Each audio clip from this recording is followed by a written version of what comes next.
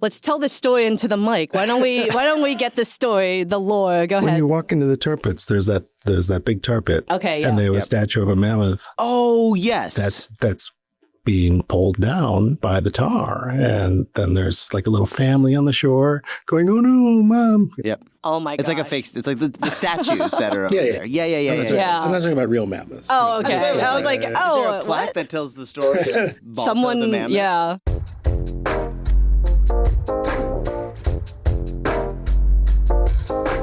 On this episode of Sips and Clips, we're joined by Mike Andrews, editor of animated classics like Shrek, Shrek 2, Shrek 3, Megamind, and Across the Spider-Verse. We dive deep into the animation editorial pipeline, exploring how editing functions as the hub of the wheel for animated features. Mike breaks down each stage of the process and highlights the key differences and surprising similarities between live action and animation. We discuss how the world of animation editorial has evolved through the years, how Mike translates rich worlds of comic book lore through the lens of filmmaking, and yes, we even get into the deep lore of Far, Far Away Idol on the Shrek 2 DVD. All right, well, welcome to this episode of Sips and Clips. My name is Leanne McFalls. My name is Michael Schusterman. And today we have a very, very special guest over here, Mike Andrews. It's another show on the road in the same spot. I should say, yes. We need a little show on the road jingle. We need a little We should. On the road. On the road again. On the road. On the road again. Yeah, you know. And then just like Photoshop us in a truck. In a truck. In our with the, the elbows out the window, with the sunburn on the elbow. I caught a hitchhiker to get here. We're not actually on the road. We're not sitting on the street right now. We're not. We should. We could set it up. We should do this by the turtle sidewalk. pond. Let's go by the turtle pond. By the turtle pond. Or the tar pits. Mike Andrews is in the house, people. He is an animated editor, which I'm very excited about because this is our first animated editor we've had on. Is that what you're saying? He's actually, it's really freaky, guys. It's really odd to in person. I'm actually very calm and steady. I'm not that animated, but I'll try. He keeps switching to being on 2s and then he's on 3s. We're going to get into what that means later. Yeah, yes, we will. Messing with my eyes. I feel like, but Mike is like, you guys are like sister cutting rooms. Yeah. Yeah, we were at some point, and then the sister or brother, whatever you'd categorize us, got old and stormed out of the house. Yeah, we got all upset. We both work for the same people at the moment. Yes, we do. We do work for the same people. So Mike was very gracious to come in on a weekend, on a Saturday, no less. Oh my God. Thank you so much. But we will start, as we do with all of our shows, with what we're sipping on. So I will let Mike start because he is our guest. Mike, what are you sipping on today? I have my usual. I have a cappuccino. Which I got from Pete's, which I don't always do because we have a lovely barista downstairs that makes coffees for us here. But my 2-drink thing is a cap and an Arnold Palmer. Oh, this also looks like a very fancy I was going to say, it's very Arnold fancy. Is Palmer. that an Erewhon Arnold Palmer? Well, no, it's Bristol Farms jar with a homemade mix of Arnold Palmer in it. That's all it is. That's why it looks so fancy. Michael, what are you sipping on today? I went to Cafe. What's the name of it? You remember? You already forgot it. Cafe Fresco. Cafe Fresco, which is a coffee shop nearby. I skated past there and I picked up an oat milk latte because they did not have almond. Oat milk. Really, I know. That is sacrilegious for you. Oh my gosh. I am just sipping. I am not as fancy. I am just sipping on a coffee from my home with my tablespoon of sugar and tablespoon of sweet cream Chobani. Wow. We should get into it. Mike, I guess what would you categorize yourself as? What would you, if someone was like, what do you do for a living? What would you say? I'd say I'm a film editor. I work in animated movies. That's usually what I say. Film editor works in animated movies. I don't like to say animation editor. I don't know why. That bothers me because it confuses people because they think I'm just slapping animated shots together. Right. I want to make it clear that no, I'm like, like a live action editor, but just doing animation. Well, we'll get into all of that, but why don't we start with your story and where are you from? How did you discover filmmaking? Did you always want to be an animated editor or just an editor in general? I grew up in the northern suburbs of Chicago, up the lake from Chicago, a town called Waukegan, which if you've ever heard of a guy named Jack Benny, he's from there. And if you haven't, because you're so young, you're going to have to lighten me. You're going to have to go look up a movie called The Horn Blows at Midnight. Just go watch that one. All right. So that's the town. Other than that, there's not a lot to say about the town. It's, it's kind of like an industrial town, power plant on the lake. So it's not pretty. So it was an interesting place to grow up. And growing up, I did want to get into film because I really, it was the 70s. And I was, if you look at the era of the 70s, it's probably, the golden era of Hollywood, right? So many amazing movies came out of that era and it really drew me in. But I also had this other desire to draw, and I wanted to have my own comic strip in a newspaper. So when I was 15, I started drawing a comic strip that got published in the local newspaper, and I was sort of making fun of the town, and I ended up making enemies of the mayor and the police department. And, oh my gosh. That was fun while it lasted, but I never put two and two together and said, well, I like to draw comics and I like film. About how old were you at the time? Were you like 15 for the comic show? This is high school era, High school, got it. And like for my high school assignments, I would say, I don't want to write a paper. Can I make a film instead? And so I would grab my dad's Super 8 camera and I made a history class project about the Titanic where I had a model of the Titanic in my bathtub and a big block of ice that I got. And I used G.I. Joes and my sister's Barbies, and I did a lot of stop motion. So I was kind of like, on the cusp of doing animation, but I was never really drawn to animation specifically because I never thought I would have the patience for it or the talent for it, because I could draw like in my own little weird style. But if you think of the time, animation wasn't what it is today. It was pretty much Disney and that. I was going to say, what were the animated films coming out at the time that? I mean, this was pre-Lion King, so it was like Disney was even going through a real drought during that time. And so I wasn't really drawn to it. I didn't see what the career was there. And then I went to college for film. I started I got accepted to USC, but I did not go to USC. I always wonder what would have happened if I would have gone to USC. I went to Texas. For some reason, I was obsessed with Texas. So I went to the University of Texas, but I was only there a year because the school was gigantic. And I was a bit overwhelmed by trying to fight for film equipment amongst 45,000 people. So it sounds like the Hunger Games for film equipment. Kind of was. And I went back to the Midwest where I grew up, and I went to, I finished at Iowa, which had a really nice film program. And I met a teacher there who really liked my work and really commented on my editing in particular. So I came out of there with some films that I'd made, and I decided to go back to Chicago. And I was a PA on these pretty brutal sets for like commercial shoots, and I worked on a feature. And I found the work a little strenuous and somewhat abusive. Live action world on sets can be like pretty hard, especially if you're a PA and you're the one that gets abused the most. Mm-hmm. So you very quickly learned that you did not like I didn't like being on the sets, and I thought editing rooms seemed like cozy little places. I didn't necessarily think animation yet. I moved to LA in the late 80s, and I knew one person, and it was that teacher I had from Iowa that liked my work. And she and her husband were doing music videos at the time, which were all the rage back then. He was known for drawing the Aha video, which... Oh, yeah. You know that one? Yes. I've connected with the youth. You do know this one. Yeah. The hand-drawn one? Yeah. Yeah. It's rotoscoped? Yes, of course. Take on Me. Yeah. Yeah. So Mike drew all that. Whoa. Wow. That's super famous. Both of them made that in their apartment. Wow. That's so cool. I didn't work on that. They had already done that by the time I got out here. So they were doing music videos, and they asked me to come help them, as like their little PA. And it was a great experience because it was just a small group of people working on these animated music videos. And we did ones for Edie Brickell and Paula Abdul, and we were working at a little house on Larchmont, and it was a really fun time. So suddenly I was in animation without even trying. We had an upright moviola, because he was doing a lot of rotoscoping stuff or having animators do rotoscoping stuff. So we were shooting dancers and running it through the moviola and getting people still frames to be able to draw off of. And at the same time, there were these things called computers that were coming into play. And there was a thing called the Commodore Amiga, which was an amazing machine for its time. And could handle video better than anything. So we were using that to do pencil testing. And that became the tool that I started to use in order to edit. And it was really good for editing storyboards. And me being able to use that machine when the music video company decided we don't want to make these anymore, animation takes too long and it's too expensive. The producer said, why don't you contact the studio across the street and see if they want our equipment. I called the studio across the street and I said, we have this Commodore Amiga computer. Do you want it? And the producer said, do you know how to use it? And I said, yes. And he said, we'll hire you. Wow. And they were Spunko, which made the Ren and Stimpy show. So that was really my first real full-time animation job. And we would cut story reels. Storyboard artists would board out a whole 11-minute show.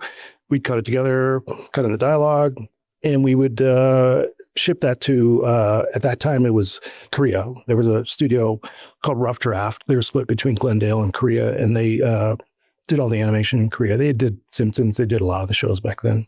So that's when I started genuinely editing. When I was first doing the job, the guys who would do the storyboarding would give you like their own timing, and they would sit there with a stopwatch and they would tell you, make it play for a second and a half, or wow. And so it was kind of mechanical at first. It wasn't really creative for me. The storyboard artists did this? Yeah. So they would sit behind you and be like, that's going to be... No, they would actually just give me these panels and say, they would sit there with a stopwatch and clock out. This shot of Ren and Stimpy running across the hall is like have this seconds. For 24 frames, have this for 16 frames, have this, Oh, wow. But it was just a real paint by numbers way of... Yeah. Yeah. It sounds like that they're like making kind of the calls to edit. Is that... They were. Okay. Yeah, they were. And in my early days, it did feel like a little mechanical, but I would always go, that's kind of wrong. So I'd kind of have to nudge things my own way. But then you'd sit down with them and then you'd look at it and you'd really shape it like live together. But then it got to a point where they were so busy that they didn't even have time to time anything out. And I received one where it had no timing on it. And so I just timed it myself, and we showed it to the guy who was running the studio at that time, Bob Camp. And he was like, who timed this? And somebody said, oh, Mike did. And he was like, well, he's doing them all from now on because he really liked it. So then I'm suddenly doing the actual editing, which was really great. In TV animation, there's two types of editors. There's the one that does the animatic. You do all the upfront editing of the storyboards so that they know what they have to animate. And then there's the finishing editor who basically gets all the animation, puts it together, and does all the online process at the end. So I was at the upfront, which is the more creative version where you're actually building the story. But that's a confusion I run into a lot where people go, oh, you edit animation, so you're just connecting shots that people animate. And I'm like, well, no, that's not what we do. But that is sort of what that person does, right. So it does, that job sort of exists in a way. I mean, they do have to deal with creative options, obviously, but most of the work is done up front for cost reasons to keep it under control. Yeah. I want to ask real quick, is there any type of union that is involved? Like, are you part of the Editors Guild? Are you in I know there's like an animation union too. Yeah, but there is. I don't know how it's incorporated, I guess. You guys are MPEG, right? All. Yes. It gets confusing at times. But back then I wasn't union, and those kind of shows weren't union, and those kind of studios weren't union. I didn't have to join the union until I went to DreamWorks and started working on features. Was that was your transition to features, was going to DreamWorks? What drew you there? What drew you away from television? I did a few years in TV. I worked on a show called Duckman, which was like kind of an adult comedy show. It was very funny. And then I went to HBO. I worked on Spawn, the comic book Spawn. Oh, yeah. Which was very violent and had sex. It's like, wow, this is cool. I'm doing adult stuff now. Look at me. And then the thing about animation is it's actually a fairly small community. It's very important to win people over so that when jobs are up, people think of you. So a producer I worked with at Klasky Chupo prior to going to HBO went to DreamWorks and then said, hey, can you come over to DreamWorks? And it was a good time to jump. And so I did. But at the time there was the things they were making back then called direct-to-videos. Of course.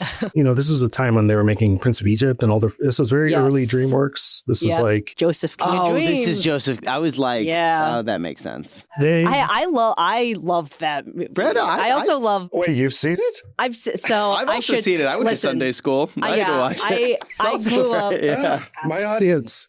Yes, I grew up Catholic. I went to 12 years of Catholic school. So it was forced on you. That's a little forced on me, and also I was really into musicals. And Joseph and the Technicolor Dreamcoat was big around me and my friends. I'm pretty sure I saw it in school.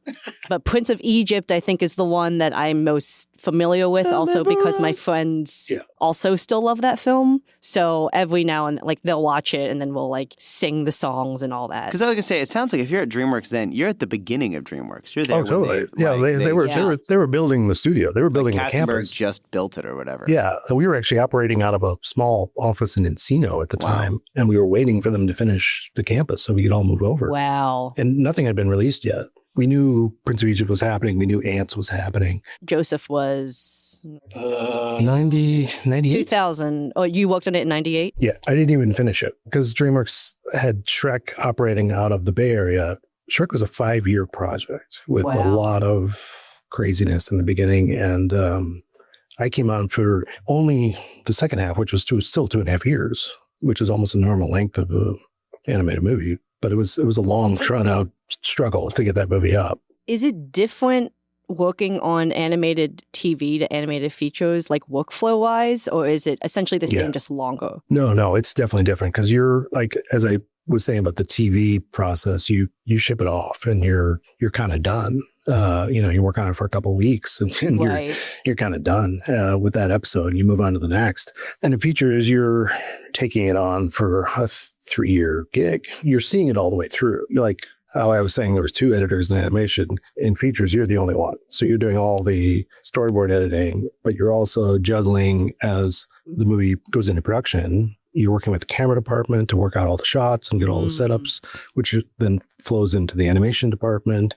So all that stuff starts coming in and you're spinning a lot of plates with like 30 something sequences, all in various stages of production. So you're just carrying it all the way through, plussing at every step.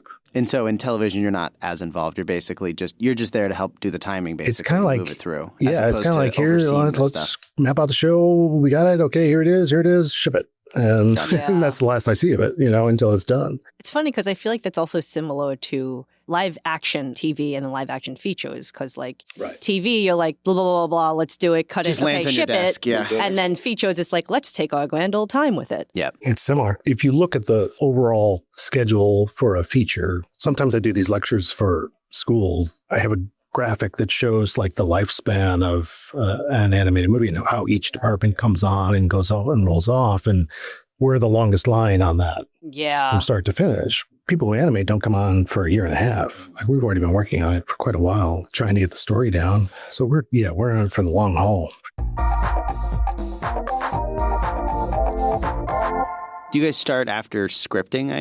You guys must not. You're probably not on during script writing. But... Sometimes, Usually there's a script. Yeah. Not always. Sometimes there's half a script or a concept or the concept of a script.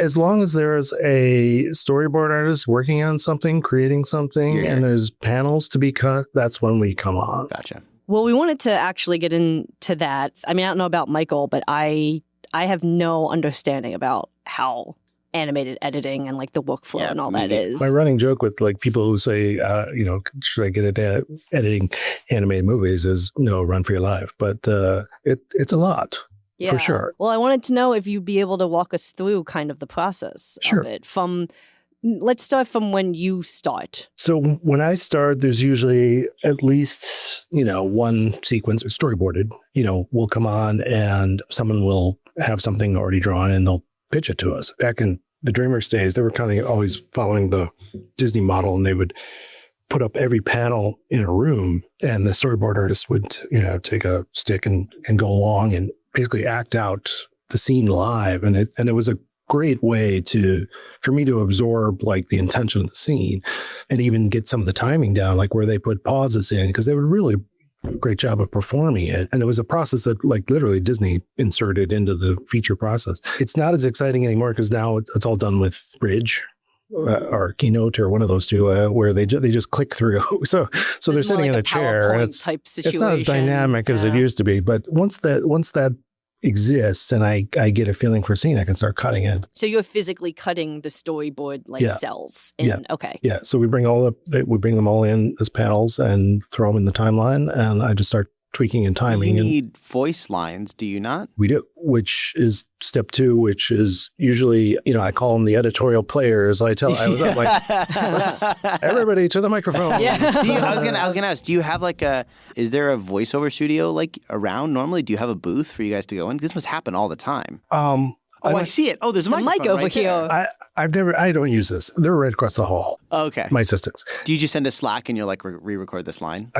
We'll just go, or the directors will think of a line and they'll just stand up and go in and record it, and then they'll kick it over to me. But it's always like scratch people we call it scratch dialogue. Yeah. And it's people on the crew generally. Sometimes when we approach a screening, we'll hire someone to come in and maybe redo the lines as like a professional scratch actor, So you're at the storyboard stage and we're just recording people on the editorial crew just to fill in what's happening per panel. And since it's storyboards, it's really helpful for us to build in as much sound. Right. Yeah, I was going to ask, how much of a soundscape are you doing? A lot. Like if you look at our tracks, it's pretty dense. We put in a lot of temp score. We make it feel as much like a movie as you possibly can out of drawings. And it's kind of a crapshoot as to what you're going to get drawing-wise, because storyboarders have different styles. Some are really good at comedy staging. Some are really good at action. Occasionally you get someone who can do both, and some do these amazing animated camera moves that they can draw, which blow me away. And some draw things that you wonder how they got a job. What were they thinking? If you're doing these big soundscapes, do you have somebody on staff that's a sound editor, or is that just an assistant editor that's doing it all? So our edit crews are usually, right now we have 5 people. I've done it with 3 people. I've done it with 4 people. I've done it with 5 people. Across the Spider-Verse had 6 people because it needed 6 people. That feels actually small to me for an animated film. It is. That seems when you think about what we're really juggling, and what we're doing, it is small. The art department has 30 people. So I have 2 associates. So you've got editor, 2 associates, and then 3 assistant editors. On Across we did, right. Currently we just have 2 assistants, but that's still small. Now I'm thinking oh my God, you only have 3 assistants to sound design a whole feature? God. The associates do a lot of the, they hit the beaches first for me, and they'll do first assemblies a lot. And then I don't have the time to sit and cut panel by panel. Usually I like to do it on occasion just to not be rusty and be able to do it. But generally that anything comes in, I throw their way. They'll watch the pitch with me and then take it on from there. And then they'll pass me a cut, and I'll often go through it and just go through in the timeline, use locators and just pop them on there and put notes on and say, can you trim this up? Maybe change this music, give them a bunch of notes and just let them take a couple passes at it before, we show it to the directors. And then we'll present it to the directors, and we'll really dig in and start working on it. This is all still just 2D static storyboards, that grease pencil that someone's drawn for you. If you've ever seen live action storyboards, they're basically just camera setups. Those don't cut well. You can't really build out of that. But the way they do it for animated movies, some guys will practically animate the storyboards. They'll give you all the keyframe shots that you need, and you get a nice flow to it all. And it's always nice to not just have one panel represent every shot. You want to at least have an A and a B and a C, and have something that you can play with the timing, and make it flow. And people are pretty good about being able to read storyboards, and we've even done screenings with kids who are they get they know what's going on. They get it. Yeah. So while you're editing it and you've received the storyboards, are they updating the storyboards as you're editing it, or are they just starting the animation part? No, they're not starting animation. Okay. It waits for a while. For a while. Okay. There's a department even in between that. We will rework the scene in storyboards over and over and over and over. Okay. Several times before we even think about putting it in production. And that's also saying that the people who've drawn the storyboards will also redraw and adjust? Or is that just editing on the editing part? Well, we'll edit what we can. We do a lot of I call them kludges, where I'll just cut and paste stuff on the Avid and just do crude, create my own frames if I have to, just to get by. And then once we have a new cut and we need fixes, we can kick it back to the artists and they can help us plus it. I see. So it's iterative. It's the most iterative process imaginable. Mm-hmm. And we do it to death. We really do. Can you just give us an idea how many times are a storyboard team is giving you storyboards, you're editing, you're giving it back, they're giving it back. Like, how many times do you do that before a scene moves on to the next stage? I'm thinking in terms of version numbers right now, because that's how I would be able to graph it. It usually stays under 100. I haven't gotten to 3 digits yet, but we're just constantly reworking each scene specifically by itself, and then we try to get it built as a reel. So your version numbers, there's a lot of version numbers. Yeah, there's a lot of version numbers that you're sending to the storyboard, essentially. We watch it incessantly, we rework it incessantly, and there's layers of creatives involved. So I'm working, there's the associate pass, and then there's my passes on top of the associate passes, and then there's me sitting with the directors working, and then the passes we do with that, and then we'll show it to Phil and Chris, and then we'll get notes from them, and then we'll go back and do those notes, and then we'll work our way toward a screening. Once we have all the reels built, we'll be working that pass, and then we'll build a whole movie, screen it, people rip it apart, and we have to go back and start all over again. So you mentioned there's another department after this. There's storyboarding, then you said there's another department after this. When you're doing these screenings, are you ever combining these? I don't know if I'm using the right terminology, but like are there some scenes that are still in boards and some scenes that are further along? And of course. So there's always one live version of the movie in your Avid that has scenes in different stages. That's kind of what I'm trying to get to. And we're the gatekeepers of that. Exactly. Okay. And so sometimes you have to go into these preview 1, whatever, and you've got scenes in different stages, and you have to watch that all together. Well, that's another thing, is you'd be surprised how easy that is for audiences to read. To understand. Okay. And we do that all the time, like where one scene will be in storyboards, and then suddenly, even within that scene, like suddenly animation will pop on.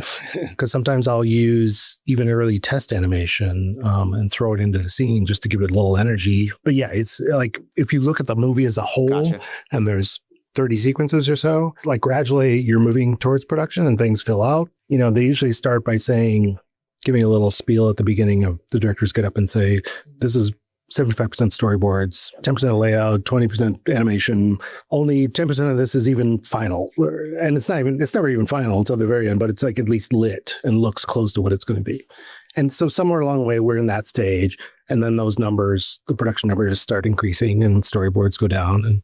And I want to get into the next stage of production, but whenever you work, are these sequences, as you call them, are they ever mixed? Like, do you have some shots that are boarded and some shots that are further along, or you try to keep everything consistent? No, I don't. I'm not that anal about, it's got to be all storyboards, or it's all got to be, like, I'll mix it up however I feel it works. Whatever's furthest along, whatever's best. Yeah, whatever tells the story best.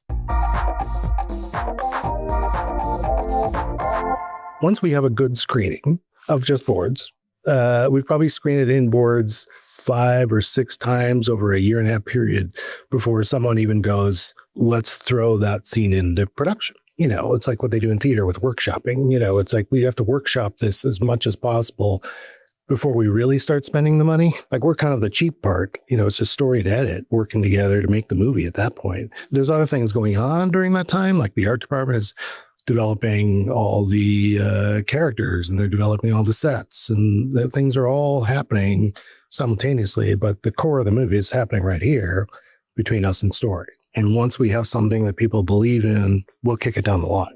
The pipeline as it flows, like live action and animation for TV are essentially the same. Like, you write it, you shoot it, and you edit it. Animation wise, it's similar that it's linear. You don't really go back. You write it, you do storyboard it, you animate it, and it's done. In features, it's more circular. We're sort of the hub of every department. Like, everything has to flow through us because we maintain the movie. So every sequence is going to go through story, kick back to us. We kick it back to story kicks back to us until we find the perfect version of the movie. Right. And once it's in a good place, it's going to go to the next department, which is the camera department. It used to be called layout department. From the old 2D days, now it becomes CG, right? It becomes like actual space and sets and blocking of characters. And it's a chance to get in and like really see what your shots are going to look like. And it's the closest I get to like cutting live action, because I get footage and I get coverage and I get options. And that's probably my favorite part of it, other than finishing. But I'm still trying to I'm sorry, my brain is all over the place. Let me give you an overview. Overview, yes, Perfect. that's of the perfect. whole process. Amazing, yes. Department-wise, pipeline-wise, it flows like this. Story starts first. We edit story. We have a sequence. We give it to the camera department. They basically go shoot it, and they don't specifically stick to what was given to them with the storyboards because they're not always like perfect, or sometimes they're just bad kludges I've done on the Avid. So they go shoot, and by shooting I mean like they're in a Maya environment, right? They're using 3D software. They're using modeling and sets that have been built. They're using the characters, placing the characters in the scene. They have lens control. They have depth of field control. So they're shooting it almost like they would a live action movie. And this is after the boards, you were saying? Is this the step after the boards? Okay. Yeah. This is when it's going into production. They call it going into production, which is basically shooting. How detailed are these models in camera? It's changed over the years. Yeah, no, it's accurate to what you'll get. It's not. So Shrek looks like Shrek. He's not a gray square that's like moving correct. around. But in the early days, it's funny you say that because in the early days, it was Shrek, but he was like this. He was in a T-pose, so they called it. Yeah. Oh, yes. And he would slide around like Gumby. I don't know if you know that reference, but he was like, there wasn't any animation to it, right? So that has come a really long way now where they have more control over that. And it's really helpful for me to really let them go crazy and shoot whatever they need to shoot. So from the camera department, it goes to animation. So boards, camera, animation. Yeah. And the animators obviously start working out all the details of the shot with the characters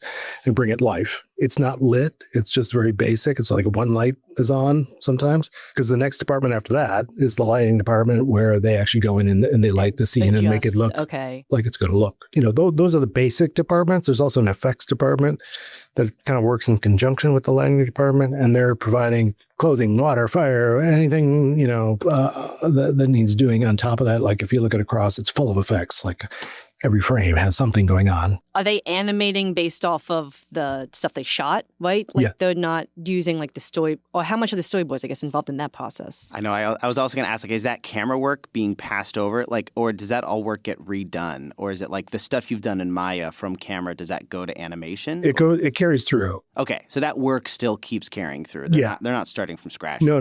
They basically start from scratch with what the models are doing. Okay. They don't just borrow whatever layouts animation was. Sure. They start from scratch with that. And I'm assuming also through both of these processes, you're getting all of this. Yeah. So you're also cutting it in. Yeah. Okay. Right. So that if anyone needs to know what the current state of the movie is, it lives here on the Avid, right? Got it. Is that it? Okay, so animation, and then lighting. That's it. So we have boards, camera, animation, lighting. I like that you were confused before, and now you're like, that's it? We're done. I was like, yeah, okay, cool, we're done. Is there? Well, once I got into the mode of actually simplifying it for you. Is there anything after lighting, or do you consider lighting, you know, like effects? Step? There's all the detail work. There's 1,000 departments like surfacing and. Is that like get lumped into finishing or something? Yeah, exactly. Okay. There's all these little details that happen down the line. Even when I think I have the final version of a shot, something else comes in and it's been touched by someone, and that never stops. You know, until the very end. We just keep doing all the fine detail work. Once it hits that animation, like lighting stage, are you still going back to the camera stage as well? Like, are you still going back to shoot, or is everything just kind of stay? Well, what we'll do is, and this has like been a big part of this show that I'm on specifically, is trying to make that step easier where we can round trip back between camera and animation. Like, because the animators will obviously start moving the characters around, and sometimes they have to take control of the camera themselves just to keep the character in frame or do whatever they need to do to sort of iteratively develop the shot, right? So at some point, camera has to kind of go back and retweak just to clean up whatever has been done, but they kind of work in conjunction with each other. You're not going back to those earlier models or whatever. You're just going to the camera department and moving the camera around. Yeah, exactly. So they can go back and just do a little touch-up job. Well, I wanted to ask, you said during camera, you said you shoot a lot of coverage. Yeah. What does that mean? Because I'm like, that doesn't make sense in my brain for how animation works. I'm like, why are you shooting? Like, aren't you bored? Like, are you getting an OTS and a close-up and a medium and a wide, or are you just getting the boards as they were boarded? It depends on the studio and the show and the way. Really? And the way that people like to work and the budget. Like, because some studios are like, all right, you board it, you shoot that, and you animate what you shoot, and you keep moving down the line and keep it very linear. I'm curious why budget has anything to do with it if it's 3D, right? Because aren't you just moving a digital camera around? Like, how does that cost more? It gets costlier, like that pipeline that I just described to you. The more you go down that pipeline, the more expensive it gets to change anything. So you can change whatever you want up front. Storyboards are cheap and easy. We can do that. We're a small department. Story's a small department. We're not spending a lot of money. Once you get into animation, you've got 200 animators. You're buying render time and stuff like that. And we do have to change stuff when it's in animation. And that's when it starts to get sticky and people get, oh, why do we have to change this? And because they consider that in production and more valuable, and because they've spent more money on it. It sounds similar to like if you had a VFX shot, like a full CG VFX shot, and you want to change the further along you are, at the more all. expensive. Like even like a few frames could be costly. Completely. And we've thrown out entire scenes that were lit. Wow. Because they didn't work anymore, and sends the studio into a tizzy. But like sometimes you got to do what's right for the movie. And in this whole pipeline, what point are you bringing an actual actor in to record these lines? I mean, I presume if you're animating, right, you're animating mouths too. So you probably don't want to do that kind of expensive work unless you are sure of the performance, right? Yeah. You want the production dialogue, as we call it, the actual actors' voices, to be in place by the time an animator is looking at that shot and animating it. Oh, so they do the voices before they do... We usually do it... somewhere between camera and animation. Yeah, like usually during camera, if we're lucky earlier, while it's even in board, sometimes they pull the actors in many times to record these things. And so sometimes we'll even get an early pass, even though it's all boards. They'll bring like Shamik Moore in and like, hey, let's do 10 scenes. And he'll rattle them off and do a fantastic job. And we'll bring it all in and cut it, knowing that a lot of it's probably going to change, knowing that a lot of it's going to be up for grabs. But for the time being, it's going to make the movie sound better, feel better, feel more real, give anyone who's looking at it a better idea what it's going to be. So it's always helpful to get it in early, but it's not necessary. We alluded to it earlier, but we know like these animated films can take like 5-6 years sometimes to make. Like, can take long periods of time to make. Can you give us an idea of each of these stages? How long are you in them before you're moving on? Like, are you in boards for a year and then you move to camera finally, or are you? It's usually at least a year, if not a year and a half of story. Just boards and story. Yeah. Wow, really? A whole year? Oh, yeah. Oh, my God. Jeez. And you try to get 3 or 4 screenings in there so you get a feel for just boards. what you have. Wow. Yeah. Who are you screening for? Are you screening for friends and family, or are you screening for studio people normally? It's all internal in the beginning. It's all like Sony has other movies going on. Like just last week, there was 2 screenings for other movies that any of us could have gone to. Oh, okay. And they welcome notes from everyone. That's nice. They want to hear what everyone's reaction is. But most importantly, it's always crucial to be in that room and feel the room and feel how the audience is responding. That's what I really get. I gain a lot from screenings where I'll go sit in a room and we push play and we play it, and I'll go, oh, wow, that joke I thought was funny just fell dead. People are bored here. Oh, wow, people are more engaged than I expected here. You feel it in the room. And so that's why screenings are so important to move on. But yeah, it's really just it's internal. It's for executives. Chris and Phil are very good about like controlling who gets to see it. And we have to be careful about who gets to see it. We don't want any secrets getting out or anything too. So we keep it relatively small compared to most of the other shows. And as the movie progresses,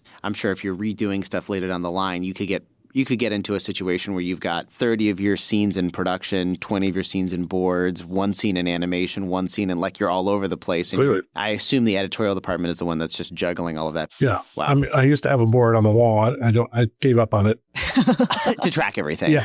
Like I used to have to kind of visualize what stage everything was in, but now I just go off the rails and when I look it up whatever I need to on the Avid. Do you have a marker system like in your Avid? We have a clip color system. Clip colors. Okay. I was going to say you must have some type of way to visually glance at it. Yeah, I can look at a timeline and go, oh, that's yellow, that's in camera. That's blue, that's in animation. Boards are in green. So that my crew laughed at me because in the middle of a cross, I discovered using clip colors in the timeline because I used to always be very insistent on making my timelines look beautiful. Right. And I created this beautiful rainbow array, and I was so proud of it for years.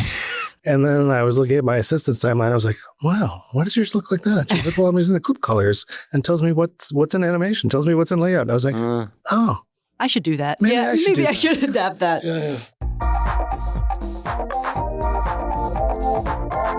let me clarify one thing about camera, which I think is really cool, which is definitely because I really like working with that department, and it's really like storyboards is fun because it feels like we're playing around and we're trying things, we're experimenting, but like cameras where you're like, oh yeah, we're really making the movie here. We have to really kind of button it down. So over the years, like I've really seen that change. And like I said in the beginning, Shrek was a T-pose and sliding around. And then, DreamWorks started using mocap to set up those scenes, which was very helpful. Back on Shrek 2, there was a moment where I was like, this is what we should be doing. Why are we doing this?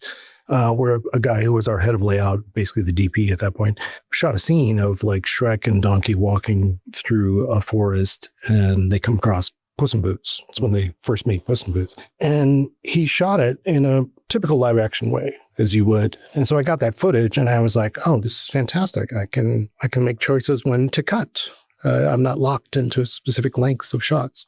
And it's something I've been kind of fighting for years, to like stick to that system. It doesn't always work that way because of time and money. They don't always want to do it that way. So I'm very happy now because we started using Unreal, and it's really kind of a game changer because they can work much faster. They can have a set and move the camera around and scout it out much more quickly than they used to. It gives me a lot more options because they can roll off. It's great because they can do like a quickie kind of animation even of what the scene is. But if using Unreal, but you're animating in Maya, that stuff's not going to translate over, right? That's just going to be... that's a whole mountain they've been trying to climb. That was a huge mountain to climb that people spent months developing. Wow. I wanted to circle back a little bit. You've worked in both 2D and 3D editing across your career. Does that affect the way that you approach editing? I'm assuming, the process has got to be like totally different now comparatively, or is it not? Maybe I'm wrong. It follows the same concepts. It's obviously just a different feel. And I haven't worked on a 2D project since Shrek. So that was 1990. Shrek a 2D project? Joseph was the last one. No, I'm sorry. Since I went to Shrek. Oh, since you went to Shrek. Yeah. So Joseph was the last. Yeah. Your favorite was the My favorite, yes. last 2D I ever worked on, thankfully. But yeah, no, once the CG world opened up, it was like a whole new world to the animation. But the process is essentially the same as far as like your boards, story, camera. It is how I've been saying, like camera used to be called layout. In 2D, it was called layout. It was where they would actually set the scene. Like they would have paintings of the backgrounds, and they would say the character's going to be right here, and then they're going to move over to here, and they would draw squares as to like what the camera would do. And so it was like imagining what the scene was going to be without actually like shooting it. Then the animators would actually be the ones that would create the scene beyond that, but they would be going off of the guidelines of layout. That's probably the biggest difference, other than someone sitting there hand drawing everything. I was going to say, one of the questions that I've always had, and I'm like, well, I might as well ask it here. I've got an animator here.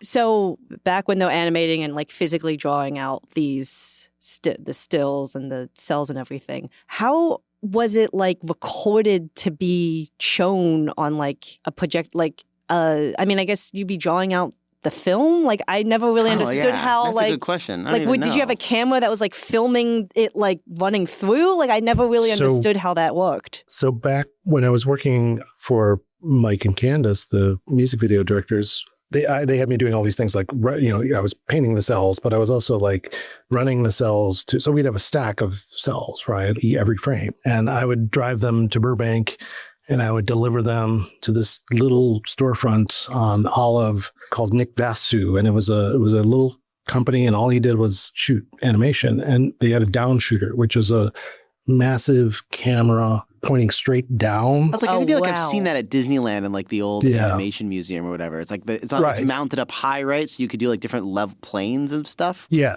it's been in use since the early days, right? Some guy sits there and puts a cell down, clicks a button, takes a picture, pulls the cell off, puts the next cell down, takes a picture. And the guys that I would deliver to, they were like, they'd been there doing that for years. And like they did all the Peanuts cartoons. And so then they would take the pictures and just like line them up or run them through. That ends up on a 35 millimeter film. Okay. That's what they're shooting to. Oh, wow. And then you have that to cut with. And Disney developed tools to make that stuff fancier. Like they did multiplane, which is like you have foreground elements moving at a different speed. That's what I was referring to. Yeah, I've seen that. I want to ask this question because it might not even have an answer, or you might have already answered it. Is there an actual like turnover process for you, or is it based on what you were saying? It just sounds like everything just kind of like gets updated as the animation goes, or is there a physical, we're going to turn over the movie to sound, music? Yes. Sound and music are the only real turnovers. Okay. No DI? Oh, sorry. Yes, DI too. Oh, sorry. Okay. Of course.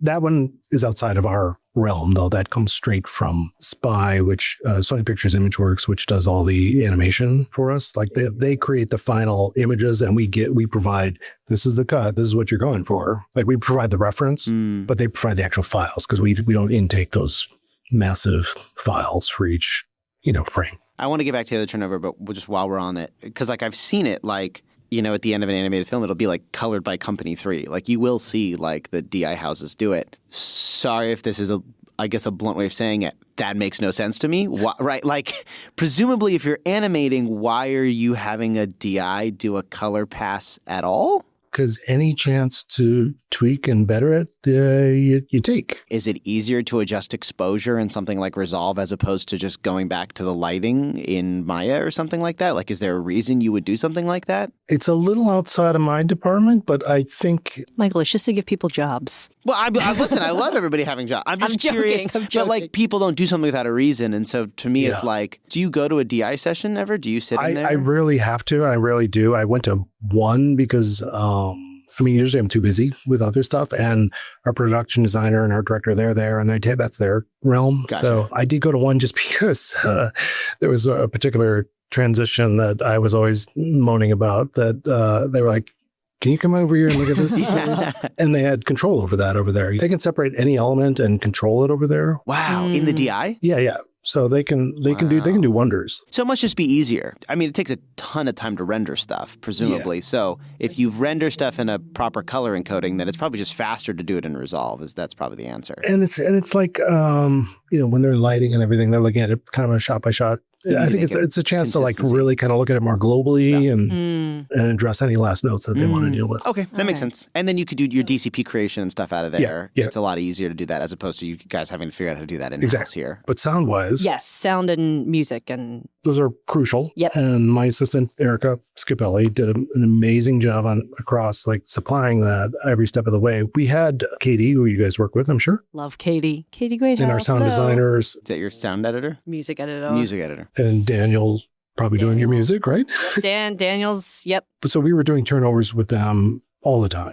By the time Katie's working on music for something or Daniel's working on composing something, we're already changing it. Like it's that iterative, all this, at every stage. So we had to keep updating them all the time. And then once we get to the mix stage, Erica's doing all the turnovers for that as much as possible. They're always trying to keep up. And most movies I've worked on, by the time I get to the mix stage, I'm kind of done-ish cutting, but not on a cross. I was on the mix stage cutting right then and there. I'm curious about these sound turnovers that you're doing. You're building out these huge soundscapes even to just watch the thing. Like it's something we don't have to deal with in live action. We have to add a few sound effects, but like we know if we're shooting in a desert, 9 times out of 10 we're actually in a desert and it sounds like a desert. I don't have to build out. So it's already there. It's already there. Like I might have to add the other. There's not flare. as many like swishes. Yeah, or, I don't have to add wind every time. I bet if we compared timelines, mine would be a little thicker. Insane. Yeah. How many audio tracks do you have? Okay, how many audio tracks do you have? 30. Oh, it's not too crazy. Yeah, I don't go too nuts. I could, why? Because it won't fit. Yeah, you couldn't be able to see it. I want the whole thing. I just take this monitor right here, it takes over the whole timeline. I just put the whole timeline there. And so it's maybe 24 video tracks and 30 audio tracks. Okay. Yeah. How much, I'm curious, when you do these sound turnovers, how much is your sound department keeping of the work that you guys are doing? And how much are they just rebuilding everything from scratch? They rebuild everything from scratch. Okay. So they don't keep your room tone and your wind. No, and your stuff. We're using sound effects libraries, but there are times when we have to sort of use, like they've kind of lost the story point or something that the sound provided, and that we're like, well, the temp had something that really landed the comedy there or whatever, Sometimes we have to steer them either back to that or to use it specifically, and whatever that takes to use. So it's iterative. Yeah. The key word. I'm guessing that the turnovers are probably similar to probably what we do of just like picture, guide tracks, all of that. Like our lives are probably shockingly similar. Yeah. We're kind of doing the same thing, and it's all building the best story we can. That's all it's about. But all the like brass tacks, what we do day to day is that's pretty similar. Yeah. I guess I'm just curious about, the relationship between editor and assistant editor in an animation cutting room as opposed to a live action cutting room. What type of tasks are you giving your assistant editor to do outside of, we covered soundscape, we covered turnovers. What other niche things have to do with animation? Like, what is the type of thing that they're doing and the type of tasks you're giving them? I mean, their general day-to-day is inputs and outputs, right? So they're anything that's coming in board-wise, dialogue-wise, they're bringing in for me. And tracking it and organizing it. Organizing the project. The earlier we are in the movie, the lighter their tasks are. Once we're in production, it gets a little heavier. To keep the pipeline happy, we have to keep publishing each sequence. Whenever we make changes, we have to republish the sequence to the pipeline so that anybody along the way can go, oh, this is the new cut. So that's a big part of it, like publishing out. When you say publishing, does Sony have a proprietary picks or your own version, something that you can see where stuff is on a timeline? They can use shot grid, I think they call it now, to sort of identify so used for the visual effects of things, like shot by shot. And the AEs are the ones that are keeping that up to date and tracking that. Yeah, okay. But they're feeding the pipeline with a new cut every time we do something to change it. We try to keep them up to date as much as we possibly can because somebody might be animating something right now that we just changed. So we got to feed that to them as soon as possible to let them know that we made those changes. Basically, like every animation assistant editor is like a visual effects editor, basically. Kind of. Like in the same thing, it's basically they're just like an intense visual effects editorial process. I like to keep them happy, so I try to give them tasks to do that. One thing we all constantly have to do is find stuff. I can't stand the search tool on this thing to myself. I have issues with it, so I'm always, and I don't want to stop when I have 12 people in the room and start searching for one specific word that Miles says. So we have such a library after 3 movies now that like if I search for Miles saying what, there's like... You're like, we have this somewhere. We don't have to re-record this ourselves. But if I use search, there's 30,000 of them. I don't want to tie up the Avid like that while I'm working. So I'd say, can you... do a little search. So they do a lot of that stuff for me. Sometimes I don't want to sit here and do a kludge on the Avid where we're copying and pasting somebody's storyboards. We want to create a new shot quickly. I'll say, hey, Nina, can you copy this and put it in Photoshop and give me something that looks more like this? So it's a lot of that. If the associates are buried with stuff, I'll let them, start throwing storyboards together. That's more rare though, because the associates usually have, time. And in a live action cutting room, we have like the post PA, the apprentice, assistant, second assistant, first assistant, additional editor. Wow. Do you guys have the similar ladder? Or do you have? It sounds like you have assistant, associate, editor. Is that it? That's pretty much it. And people they try to rise up, quote unquote, rise up the ladder the same way. Yeah, usually they work their way up to first. I feel like in the digital era, and not going all the way back to film, but I feel like it's harder for assistants to kind of make the jump because so much of your job. Live action, it's also hard for us too. Yeah. Right? Because in animation, it's a little, because in live action, someone might be like, oh, I'm going to take a chance on this young kid for this low budget movie, but there's not really low budget in animation. That's not really a thing. Mm-hmm. And your work gets a little more technical and creative, and I want to give them more creative work to do just to keep their feet wet and keep them in the game so that if they do want to move up at some point, they can prepare that path. Speaking of that, when you're the editor, I think this is something we totally glossed over because we got so into the workflow. But I guess I'm wondering how did the directors fit into this whole pipeline? If the editors are the quote unquote gatekeepers of a scenes you call it scenes or sequences? I think what you guys call scenes, we call sequences. Okay, yeah. So if you guys are the gatekeepers of these sequences, before something moves on, is it like, you have the directors come in, they review a sequence and then they approve it? Is the director just overseeing everything, being like, I want the boards to look this way? Or are there other people that are... I live with them. They never leave this room. They spend more time in here than anywhere. They do have meetings that they go off and have to deal with other... But this is the story room, effectively. Yeah, this is where we're making the movie. Between us and story, we're baking the cake, and everyone's...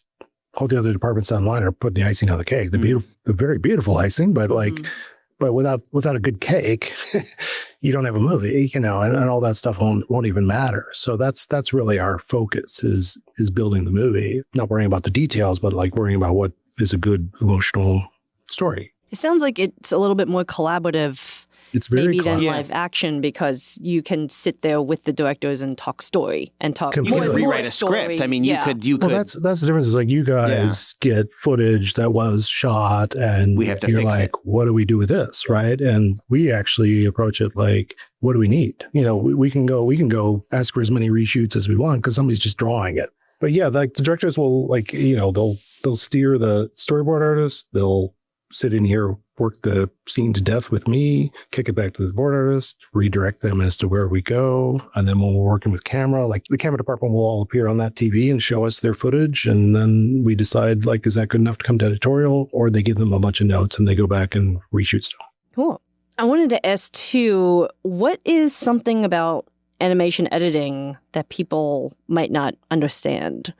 Like I said earlier, there's that common thing I get where people just go, what do you do? Just connect animated shots together. Like people don't understand. We're actually helping write the movie. Like we're really in the trenches of story, and what we create really becomes the movie. Thankfully, we have 1,000 artists who take that and make it beautiful and better and plus at every step of the way. From storyboard to finishing, is the final product like very, very drastically different than what you started off with in a storyboard? Or is it like kind of follow the same bones and there's like some details that are changed? I mean, once you declare something ready for camera, it will change. Right. Obviously, iterative to the end, right? But I could show you first scenes of Shrek or Across or Megamind or any of those movies I worked on where he would go, oh my God, what were you thinking? Like, this is ridiculous. Even early versions of Across, when I first came onto it, I was like, oh boy, wow, we got a long way to go here. So it's, luckily a lot of that gets worked out in that story edit phase because they don't want to ship anything down the pipeline that's not worthy. So you're kind of forced to like make it the best it can be. I wanted to ask, I guess, because while we're on it in particular and we're talking about this being kind of like editorial being the quote unquote story department, I'm curious about specifically Into and Across. That movie has really set a new visual style for how a lot of these movies are coming across now. I mean, like that people are borrowing. I'm just curious, those movies, at least from an editorial perspective, now that I'm thinking about it, have a lot of these like funky things that you're doing. You're doing freeze frames. Sometimes you're editing or animating on 2s. Sometimes you're animating on 3s. You're animating all over the place. Are you deciding that here? Is that something that gets decided later? Are you like, okay, it's going to freeze frame here. Okay, and then this part's going to be on 2 and that part's going to be on 3. Are you deciding that here or does that get decided later? Back to our favorite word, iterative. It happens at every stage. Okay, so you're changing it up. Yeah, like some of it is decided early on, like even in the storyboard phase, like the directors will go, oh, it'd be great to have a burst card here, right? Like where something... Wow, Pam. Not the Batman version, but But so some of it is like thought of here. A lot of it gets thought of even like during camera. Maybe we could do like I'll do a lot of like quickie little picture-in-pictures in the Avid where we could do split screens. And thankfully it's being a comic book based movie, it opens up doors for me because I feel like... Well, that was my question because like it's almost too many doors, right? You could go too many ways and then you got to communicate that later down the line. And you have to keep that under control because it does. And the MO, of course, with these movies is push it too far and then pull it back. Right? Mm-hmm. Oh, okay. So yeah, like in camera, they'll go, oh, we could really use like an insert of a card here. So like, yeah, when you think about the comic book world, every shot is different. Every panel is different on a comic book page. In the live action world where you get coverage and you get footage and you go to the same as, right? You cut from a close up to somebody to the other person back to the same shot, basically of the other person, which is part of the same roll off of the same, right? Right. We made a conscious effort not to ever do that on Across. I only worked on Across. I didn't work on Into, by the way, just to clarify. So it kind of broke my brain in a good way because it made me go, oh, this is not my usual train of thought for editing. Like I have to open my mind up to like, we can do jump cuts. We can do radical things that, before were faux pas, like and look like mistakes in editing. Now we're doing these things intentionally that's sort of a little more jarring, but follows the sort of genre of a comic book. So that kind of thing was really fun. And it became a rule that we would never cut to the same camera angle twice. But it made sense. It wasn't just a gimmick. It was like, it made sense for the comic book world to do that because every panel is basically different. So that's kind of what we went by. And then a lot of those things you're talking about are even added at the DI. Really? They'll bring layers in and like throw stuff on and go, hey, we need something here to really. Are they adding like those, like a filter sort of to it to make it look, or is that all done in animation? Those like little dots? Like, like the little dots. The little dots, that's whatever right. makes it look like a comic book is what I'm wondering. Yeah, is that DI or is that animation? That's all part of the art department, Okay, the production okay. design, and all these elements kind of come together along the way. Yeah. While we're on this thread, are you a big comic book guy? Do you have a bunch of comic books around here that you're using as reference? Or is this something that is it coming all from Phil and Chris's mind? Like, I'm just thinking, like, if you're dealing with all this story, but you're also dealing with this visual language as well. So you're just juggling so many hats. How do you process that in your brain? Do you have a million references you're going back to? Or is this really just you guys are coming together to create this from scratch? I'm not particularly a comic book geek myself. I had them as a kid. I had Spider-Man comic books as a kid. I got very mad at my mother for throwing them all away. But I'm not one of those people that goes to San Diego every year in costume. No, Right. I'm more about the filmmaking process. But I do enjoy trying to translate what is a comic book into a movie. Like, I think that was a very clever breakthrough that these guys put together into. And I think they really broke ground. So you're coming at these movies from a filmmaker perspective. Completely. You're saying, like, I'm bringing the principles of filmmaking and the principles of editorial and being like, how can I translate these guys' vision and Completely. the vision of this to the language of filmmaking, Yeah. as opposed to going the other way around? And people like Justin Thompson, who was the production designer on the first one and a director on the second one and a director on the third one, he is one of those people.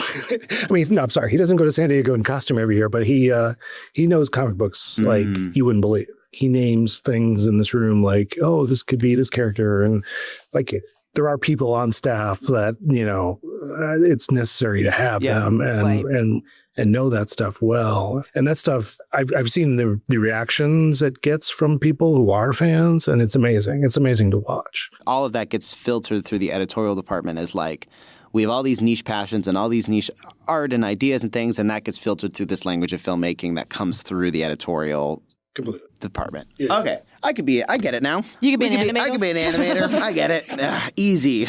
I wanted to ask, because, we're talking about Spider-Verse and how big of a breakthrough this was for animated films. What do you think is different now than animation from like the 90s or, when you first started out? Like what's the biggest change that you've seen maybe in terms of your work or just in terms of like workflow? I don't know. I'd say there's more of a difference in workflow than anything, just because of some of the things I talked about, like even using Unreal and camera. And like camera's the one that's really come a long way. I feel like in order to move a camera around in the old days, it was like, turning a battleship. You couldn't be as like loose as you could be on a live action set. And that's really what we strive for. And that's like kind of been my approach all along, is never really think like I'm making an animated movie. I always think in terms of like, oh, it's sort of a live action movie. We're just filming animated characters, And that was what I really liked about Shrek, which was a great introduction for me, because the filmmakers weren't necessarily animation people, or they weren't geeky animation people. We were kind of making fun of animation in a way, and that's what I really enjoyed about it. So I always take that approach of like, well, what would a live action cinematographer shoot in this situation? And you want to keep it as human as possible. If you look at a movie like Shrek, it's pretty conventional in its approach. Mm-hmm. Yeah. And then you look at something like Across, and it's bold and pushing the envelope. I feel like that's a great trend that we're creating so that animation doesn't get stale. Is there a different kind of culture that you've experienced from somebody like DreamWorks to now being at Sony? Like, do places operate differently, like at a studio level like that? Or is it more like live action? It really boils down to the people you're with. It definitely boils down to the people, but the studios are different as well. From DreamWorks, I went to Paramount for a couple of years, and then I came to Sony.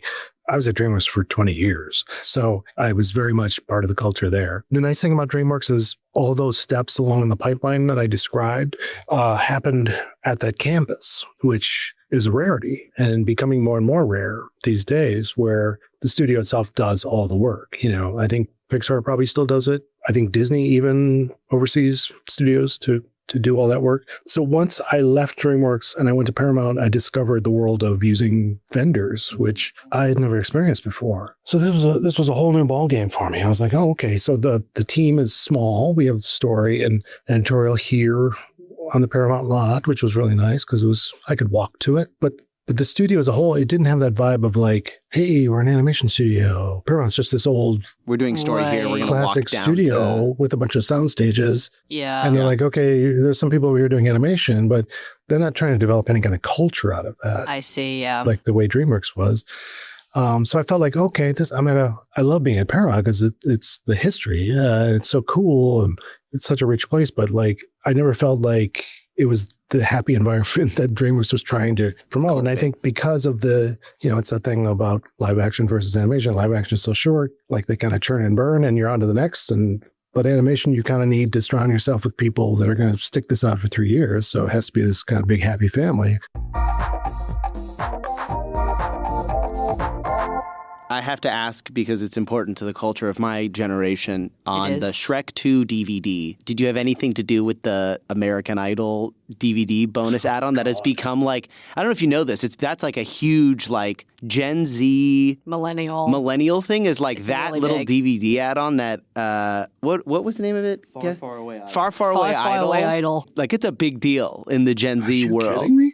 It's huge. It's a big deal. It's and I was going to say, did you have any? Did you remember that Far Away Idol thing? I do. So what DreamWorks was doing back then, like they would produce a short to go along, like the golden days of DVDs, right? Where, I mean, that was half the income. Like if they would do a theatrical release, it would make a bunch of money, and then they would double it with a DVD, and then DVD sales just fell off the face of the earth. Right. So that stopped. But they always tried to like, pepper it with things like that. Well, even the first Shrek had the whole dance thing at the end. Well, that was part of the movie, though. Was it part of the movie? It was like after the credits, I thought. I'm a Believer? Yeah. That was part of the movie. No, it was part of the movie? Yeah, okay. Yeah. That was a DreamWorks standard thing that like every movie had to end with a dance party. I'm fascinated by the groundswell of interest in Shrek 2 these days. So, gosh, it's so great. weird. It's really come back. Like it also must be odd, or because it's like even Puss in Boots' Last Wish is clearly heavily inspired by Into the Spider-Verse to create it. So that's got to be like you're in this cyclical, almost like. You start here, you're end things are ending here. Like the thing I liked about the Shrek movies was we played to all ages, right? And that's why you're enjoying it now, and you enjoyed it back then. And that was key for me, just not to make a kids movie, but make something that the parents would enjoy watching too. So I'm sorry. Did you have any say in the Far Away? Oh, sorry. As far as that goes, I gotta know. In about general, if you have any fun Shrek stories, about, I feel like people would like to know. I have very disappointing news for you. I was not involved with that DVD extra. And why are we even here then? Why don't we even come to interview you? I found it very corny at the time myself when they made it, and I was like, oh god, do we have to put this on? This is kind of embarrassing, right? We were always careful about making pop culture references that would date. And I felt like that. When Simon Cowell shows up, actual Simon Cowell shows up. It's not even a fictionalized version. It's just Simon Cowell. Actually, my associate at the time, Michelle Belforte, she like that was a good, like, this is a good example of like, hey, let's hand this off to you can practice your chops on editing. And she took that over. Do you have any fun stories from the movie? Like, did you know that Shrek 1 was originally going to be motion capture? The whole thing? Yeah. And they did these tests early on. This was even before my time on the movie. They did these. You can see them on YouTube if you can find them. Like they're on there. Like they did it. I think it would cost like $7 million in the end. Wow. It was ridiculous. But they did these CG tests of like just Shrek walking down the alley and some weird troll thing drops in front of him. But it shows you like the early design of Shrek and how bad motion capture. Wow. Yeah. It really looks. Thankfully, it didn't go over well. And even Katzberg was like, screw this. Oh my God, it's terrible. It's ugly. Nobody likes it. It's not charming at all. if that was Shrek, Shrek would not be the phenomenon that he was. What's the longest movie that you've been on? For the most part, most movies I've been on, there's like a 3-year window. Shrek took 5 years, but I was only on for like 2.5. So I wasn't on it for that duration. So Shrek 3 was 3 years. Megamind was 3 years. That was kind of the norm. Like DreamWorks was pretty good about picking a release date and sticking to it. Like they didn't really slide much. So you really had to like do everything to get it there. I know Pixar takes longer. They just kind of like take whatever they need, 5-6 years sometimes to make a movie. DreamWorks didn't abide by that. So I was always kind of like by the 3-year rule. Got it. And I wanted to know during this time, are your hours, like, you have a family and kids and all that, are your hours still just as crazy as, ours are kind of like 12-hour days? Are yours just as crazy? Like, how are you balancing the family and work? It's impossible to balance to some degree, but like I do my best. The beauty of COVID was we were able to be home and I could be around my family more. So during Across, I came in on like May of 21, I think, somewhere around there.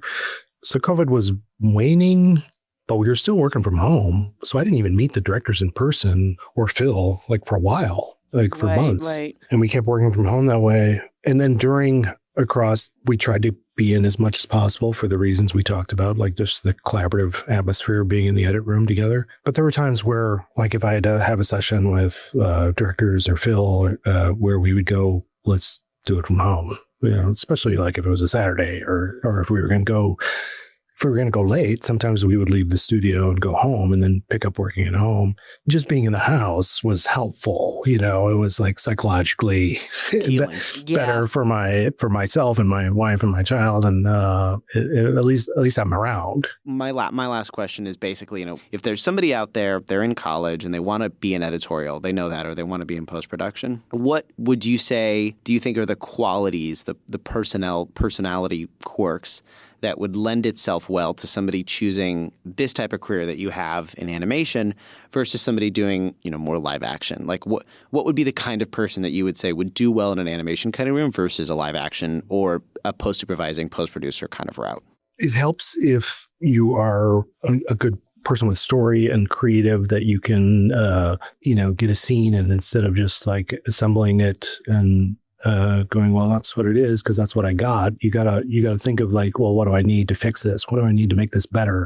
And you have to be able to think beyond like the scope of what an editor would normally have to deal with, which is what's in front of them, and think we need to start over even sometimes. And like we have to identify what is broken about certain scenes and to be able to adapt them and turn them into something better. So there's skills like that, and some of it's intuitive. You have to kind of figure out if you have that, like what I was saying about like my early days on Ren and Stimpy or my teacher at school, identifying my editing skills. That pointed me in those directions, right? Saying, okay, I do know how to do this. Because I'm not very good at I think I'm too insecure in my own head to go, oh, I'm good. I never have that thought. I don't I never think I'm good enough. And I'm always trying to be better. And to hear that from someone is what shaped me and pointed me in the right direction, not me self-guiding. So get feedback and see what people think of your work. Try, these days you can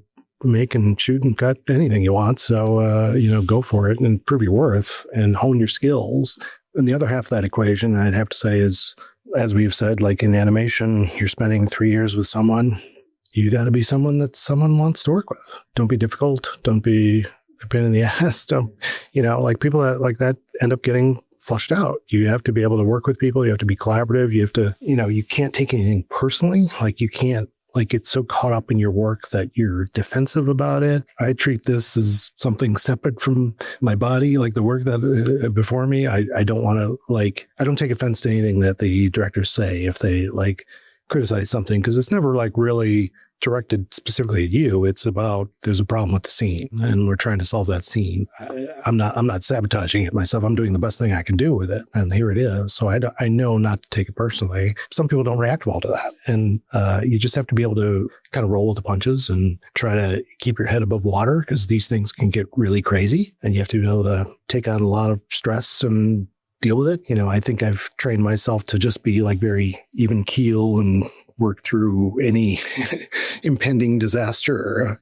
Like sometimes it feels like we're caught up in a hurricane of craziness, and we have to kind of be the eye of the hurricane and just be calm and move through. Otherwise, the movie's not going to get done because this is where it's happening. And, we always like to give people, try to give them actionable advice as well for their career. So if somebody wanted to get into animation editorial, the advice somebody gave me, again, this is the advice I got 7 years ago when I was considering this and then ran for your life. And then ran for my life, ran for the hills. I was told a lot of animation assistant editors and editors these days start in live action and they move their way over to animation. Is that still true? Or would you say if someone is interested in animation that they should do you guys even have PAs here? Do you start as a PA in an animation cutting room or do you start somewhere else? We have general PAs that all the departments get to use, the nice people that for go get our coffees and stuff. But I've always been complaining that we don't have an edit PA specifically. So if you need to get your days and all that stuff, you would probably still start in live action to go get your days and get in the union. And yeah, there are workarounds. I know. Yeah, it's funny because I know that some people like at DreamWorks that were assistants or wanted to get an editorial, but the union issue was in the way it went off to a trailer house and cut at a trailer house for a while and then came back and were able to work. So I know there are ways like that you can work around. I know my route was a little out of the ordinary because I was never an assistant. I didn't follow a path. I was editing from the get-go and I was sometimes my own assistant, but I never really followed the steps. But so you do have other ways to get in. I got in through television. I got in through editing story reels and proving my worth that way. But it sounds to me like you guys, at least the animation editors that I have met, are a pretty tight-knit community. There's not a ton of you. That's true. So you guys are pretty tight-knit. I'm sure you know everybody basically in the community and you guys all know each other. Yeah. So my guess is you're basically saying get involved with the community. If that's where your heart is, you guys all know each other, get involved with the community, prove you want to be here, and then figure out your route to get in the union, do all that stuff, and then show that this is the community you want to be a part of. Yeah. If people identify that is what, if they know that's what they want, they just got to figure out that path. First get the introduction and then figure out how to get through. All right. Can we go into a... Splice and spew. Splice and spew. I have to think of one, but do you want to go first and we can let Mike think of one? I'm going to splice. Sometimes, I don't know why, I get on these weird hyperfixations for food. And then they will disappear overnight. But there was a period of time in college, I was literally obsessed with the concept of a quesadilla. And it was literally for about 7 months straight, every night I had a quesadilla. And I was like, what? I literally was like, what is happening to my body that I'm literally sitting here at 1 a.m. in the morning shivering, being like, I need a goddamn quesadilla. And then getting up. That has come back. But for mocha coffees, I have never liked a mocha in my life. I'm on my 12th mocha in the last 2 weeks. And I don't know what it is about mochas, but it happened one day. I was back home in the Bay Area with my girlfriend and I was like, I want a hot chocolate, but I also want a coffee. Oh my God, I'm going to get a mocha. And now I can't stop drinking mochas. I keep going to coffee shops and buying mocha. It sounds like you're pregnant. Yeah, honestly, it feels like it. I'm getting the shivers just thinking about it. I'm like, I need my next hit of my mocha. Wow. So you're like a junkie for one specific thing. It will disappear. Yeah. Right now, it's mochas. In 2 months, I'll be like, I hate mocha. I don't like quesadillas. I go to I was going to say, I have a quesadilla maker. No, I have no interest. I haven't had a quesadilla since freshman year of college because I'm like, I don't want a quesadilla. I could never have a quesadilla as long as I live, and I think I'd be okay. But there was I don't know why. I just was like, and right now I'm having that with mochas. I've had it with other food in the past. Right now it's mochas. Is that what's in there? No, they didn't have mochas at the place I went this morning, but I was actually going to try and get one. Of course, I was going to ask. You didn't have a mocha this morning. No, they didn't have it there. So I was like, son of a bitch. So I am right now both, it's a splice and a spew for how good mochas are. Nobody appreciates how good a mocha is. It's not something anybody ever talks about, but it's really good. Hot chocolate and coffee. What a great concept. Truly. It's tantamount to ingenuity of the highest order. It's also a spew because I am craving this thing. So you're going to go and get a mocha right now after this. Yeah, I probably will. I can go? I'll go for it. This is really ridiculous, but I guess it's a spew about the LA weather right now because I don't know what to wear anymore. Awful. Because in the morning, it is cold, which is like, okay, normal cold LA, quote unquote. I know everybody's laughing at me. 40s. But in the 40s, it's the morning. And then by the afternoon, it's 70s. Like, in the morning, it's like 70s, 80s. And I'm like, do I need a sweatshirt? Do I need a short sleeve shirt? Do I need a jacket? Do I need and I'm so confused and I don't know what to do in the morning. I think sometimes I'll be like, oh, it's cold. And I'll put a sweater on. And then I'm like, oh my God, it's so hot. Like, what am I going to do? So I'm really annoyed about the weather and like it also induces like sicknesses too because like your body's going up and down, up and down. Like crazy. It's like if it's cold in the morning, like I'm fine for it to be colder during the day, but it seems to be jumping like 20, 30 degrees because it's like I always describe it as a brisk fall. Yes. On the East Coast, which is like fine, but the fact that it jumps in the middle of the day is the part, and it doesn't always. That's the other thing. It's not like, oh, it's 50, it's going to definitely be 80. It could be 50 and then be like 60 by noon, or it could be 80 by noon, and I don't know what to wear. Pants? Like shorts? Pants? A skirt? I don't know. That's the name of the episode, Pants with a question mark. Pants? Question mark. Should I'm going to talk about robots. Yes. All right, go for it. I love those cute little food delivery carts. Even though I know there's a guy driving them. So it's not really a robot, but I think they're adorable. I think it's cute that they name them. They have cute little faces. My wife and I pulled over the other day to help one because one of its wheels was off the curb and we lifted it up. They are really heavy, by the way. And when we lifted it up and put it on the curb, it made this cute little kind of R2-D2 noise. And it printed the words "thank you" across the screen. Cute. Like, isn't that amazing? I also love Waymos. Waymos are fantastic. Oh my God. Pretty cool. Like they're safer than anybody. When the light turns green, they go. They're not looking at their phone. They're totally safe. I will say I'm a little scared that they're now allowing them on freeways, but I don't know if I'm ready for that. All right. Wrap up. Yeah, that's it. All right. Well, thank you for listening to this episode of Sips and Clips. You can follow us on Instagram at Sips and Clips Pod or email us at sipsandclipspod@gmail.com. Thank you, Mike, for coming on. And you keep on sipping while we keep on clipping. Bye, everyone. Bye. Sips and Clips is a podcast produced by Leanne McFalls and Michael Schusterman. Logo design by Mike Knoll. Production sound by Cassidy Leggin. Post-production sound by Zach Griffin. Follow us on Instagram at Sips and Clips Pod or email us at sipsandclipspod@gmail.com. Don't forget to rate, review, and subscribe.